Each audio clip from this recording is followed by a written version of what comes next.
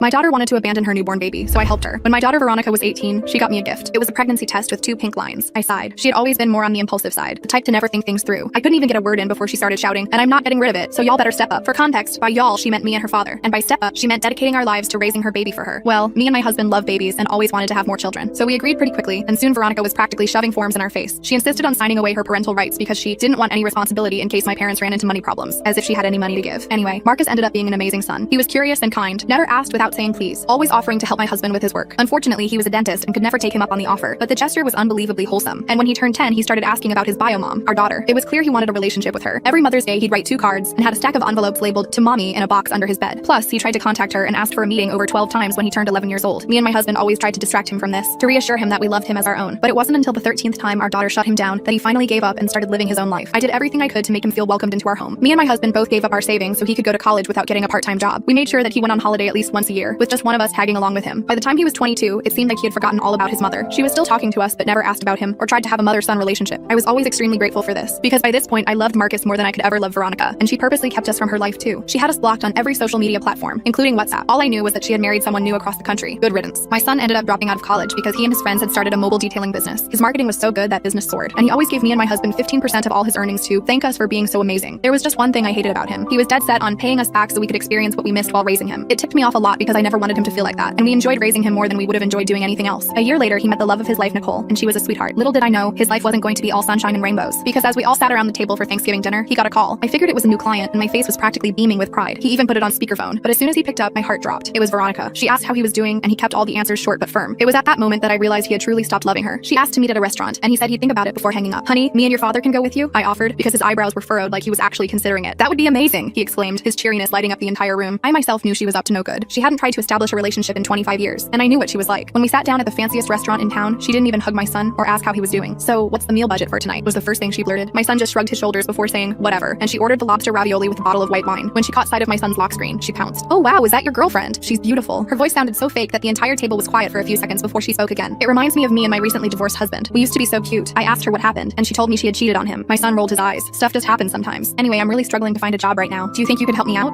I guess. Great. What she said next shook me to my core. I'm going to need around $14,000 to secure an apartment. I'll send you my bank details, so make sure to send the money before the weekend. I expected my son to get angry, but instead he just nodded and waited for the food to arrive. So I opened my mouth to speak and rip her a new one, but then I felt a pinch under the table. It was my son, so I just stayed quiet. That's when I noticed something strange. My son pulled out his phone and showed Veronica a photo. Her face went completely white. Remember this? He asked calmly. It was a document. Turns out when Marcus's business took off, he hired a private investigator. What he discovered changed everything. Veronica hadn't just abandoned him. She'd been collecting child support from his biological father this entire time, claiming she was raising Marcus herself. 25 years of fraudulent payments. Full story on channel, link below.